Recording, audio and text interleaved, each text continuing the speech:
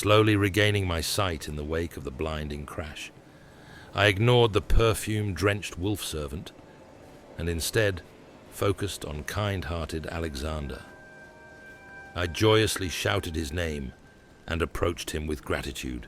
Our friendship had been of the utmost importance in the battle against the general who held back the stars. But what was he doing? Ah, hello there. It was a battle marvelously fought. You are well and truly a champion, friend. I, on the other hand, am nothing but a crock. But that wasn't true at all. He had been pivotal. How could he not see it? Spilling out. After that, I hid like a coward.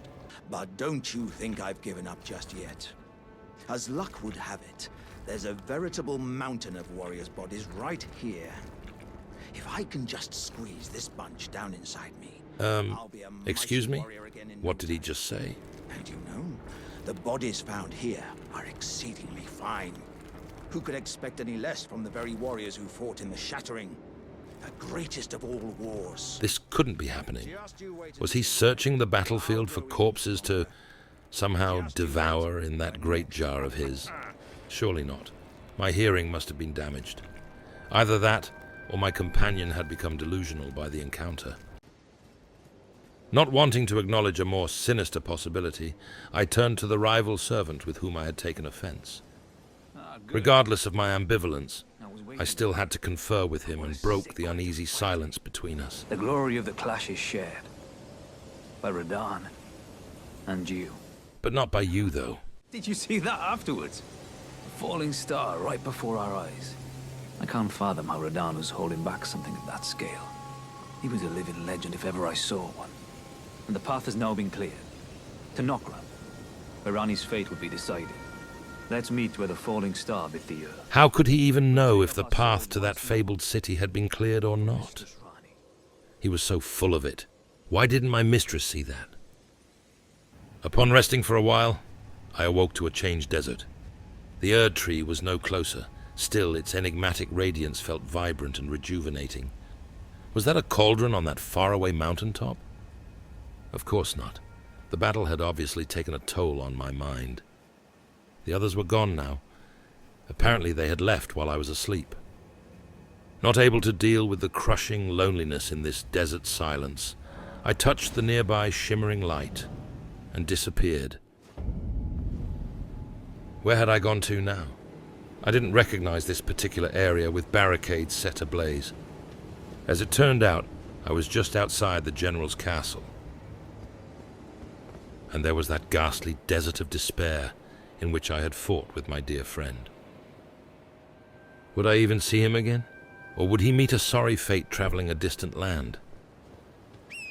Ready to leave this entire region of rot behind me, I summoned Torrent and began the journey back to Limgrave.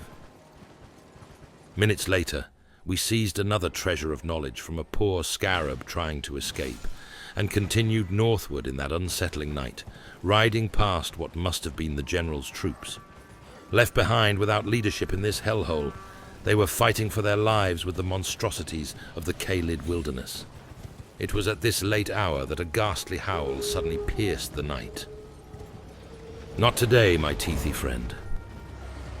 Unwilling to participate in this drama of perpetual suffering, I decided to leave that fiendish dog to do as it pleased.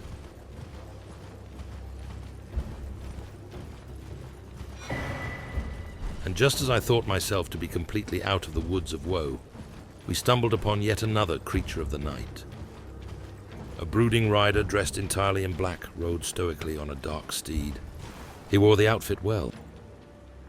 No reason to intrude on that imposing knight, evidently preoccupied with important thoughts. Oh no.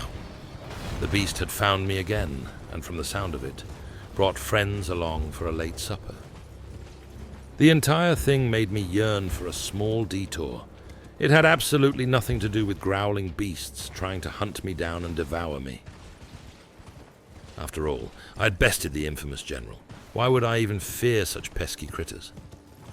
Sadly, my serene inclination to see the surrounding countryside led me astray, and before I knew it, good God, I was passing patrols and curiously positioned chairs with mummified corpses. I saw poisonous pods squirting vile substances from within, and found myself in a rot-inflicted swamp with foul water and malign organisms sprouting everywhere. Not expecting anything to be alive in this gruesome wasteland, I was astonished when I came upon a noble-looking warrior in the middle of an opening. What was he doing out there? The tall man wore a grand cape and held on to a large battle standard, which seemed to be furled on a halberd. Was he a commander of sorts? In that case, he was in dire need of actual soldiers.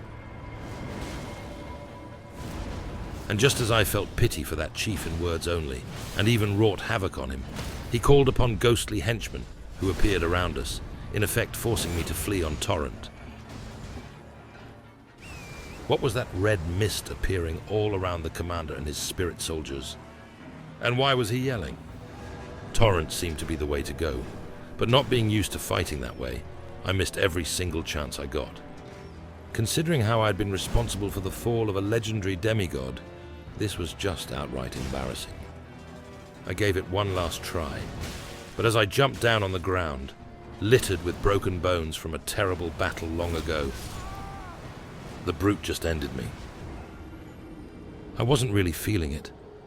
What else could explain this predicament? Deciding not to torment that madman imprisoned in a long-forgotten battle, I gracefully turned the other cheek and continued trying to find my way back to Limgrave. Fate, however, was dead set on keeping me from my destination, and before long we arrived at an enigmatic and dark town, brimming with emptiness and a peculiar smell of sulphur.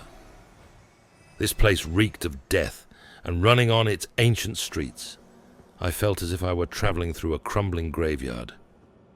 Even the vulgarly clad sorcerers roaming this ruined town were not really here, and killing the apparitions felt strangely unfulfilling. But just outside this ghost town, after giving some much-needed attention to a hellish puppy left behind by an unknown master, I noticed an isolated shack. Wait, was someone hiding in the shadows of that windy thing? An old man wearing a dark robe was just sitting there, not moving an inch.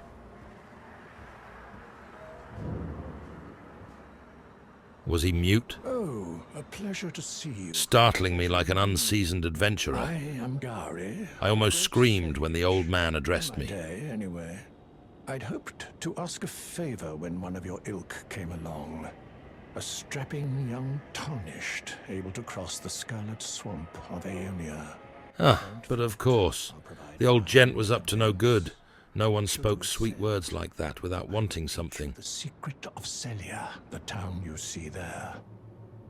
While giving careful consideration to whether or not I would even listen to his request, I ended up feeling sorry for that lonely old man. You are willing to lend a hand, are you?